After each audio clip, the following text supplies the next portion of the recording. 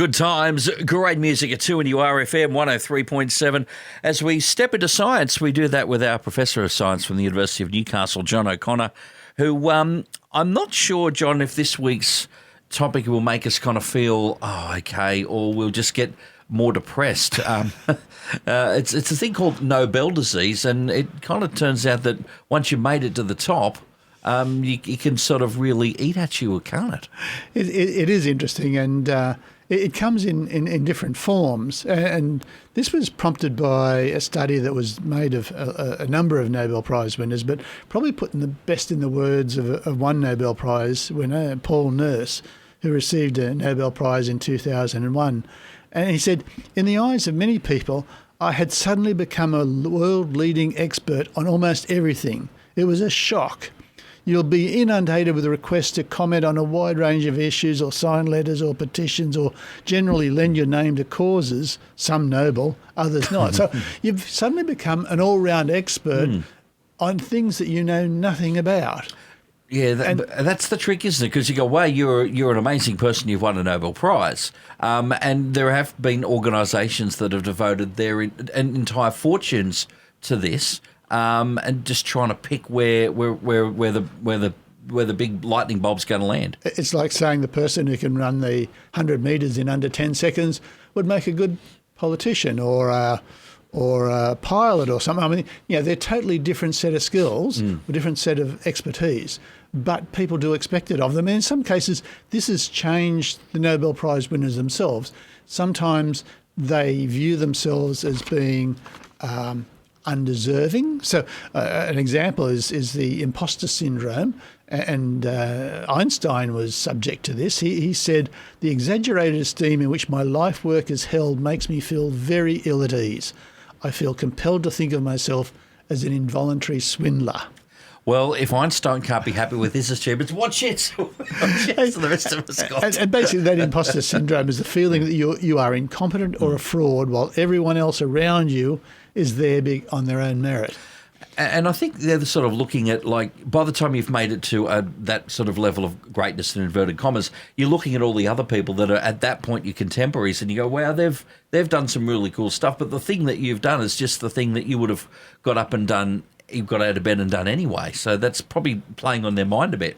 And the people who are doing this study, and Paul Nurse himself, commented on the possibility that reaching that point and having that pressure on you has actually made them change the wrong way. So there were people who developed interests in Nobel Prize winners who then went on to develop interest in psychic research or extrasensory perception, and one winner believed he had been visited by a talking, motorcycling, glowing green raccoon.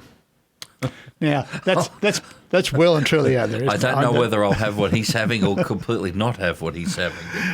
Well, so some of it you can understand. I mean, Pierre Curie, who unfortunately died at a relatively young age in an accident, he was involved with Madame Curie in investigating radioactivity, and they were trying to understand what this radiation was. You couldn't see it, but it had an impact. So he actually attended seances, trying to work out if the paranormal actually helped to understand that, or also understand magnetism, because magnetism is something we can't see. And he's not the only one on that. There were others who investigated the paranormal.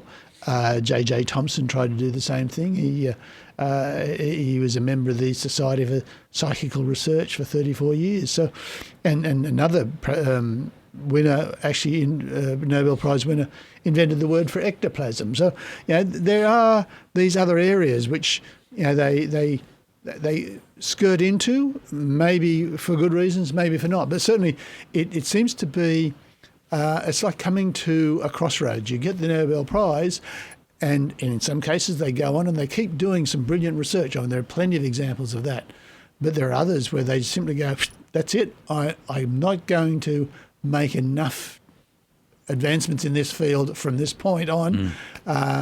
I'll do something different. And in fact, I met one a number of years back who won a Nobel Prize.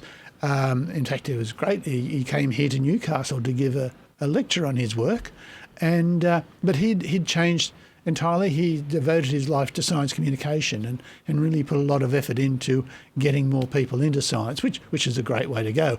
But it basically meant he didn't continue with the thing that he got his Nobel Prize for. Still, either way, it's not a bad thing to trade on. Look, my name is Mr. Johnson and a Nobel Prize winner. Well, he actually made the comment, that yes, he can get a lot of trading on that. He gets a great deal of recognition. And at the time, every Nobel Prize winner got a particular laptop from a certain company. I won't mention it, but this was their state-of-the-art laptop. It was brilliant. It was interesting because it was incredibly thin because the batteries were in the hinge at the back of it. And so this was a super thin laptop at the time when they didn't exist. A lot more bulky, yeah. But basically, every Nobel Prize winner got one because, of course, this company wanted to be associated with Nobel Prize winners. And so he had this incredible laptop that he gave his presentations from and did his work from. But, so it's an interesting point that, you get to a point and it's life-changing for some of them. Yeah, probably get some 10% off drinks at their local bar and maybe 50% off KFC or something. Upgrade on a plane? It does. That'd be good. All right. Thank you, John. Always a pleasure. We'll get into something else next time you're with us. Thank you very much. There he is, our Professor of Science, no, you're not suffering from Nobel disease, John? No, he's all right.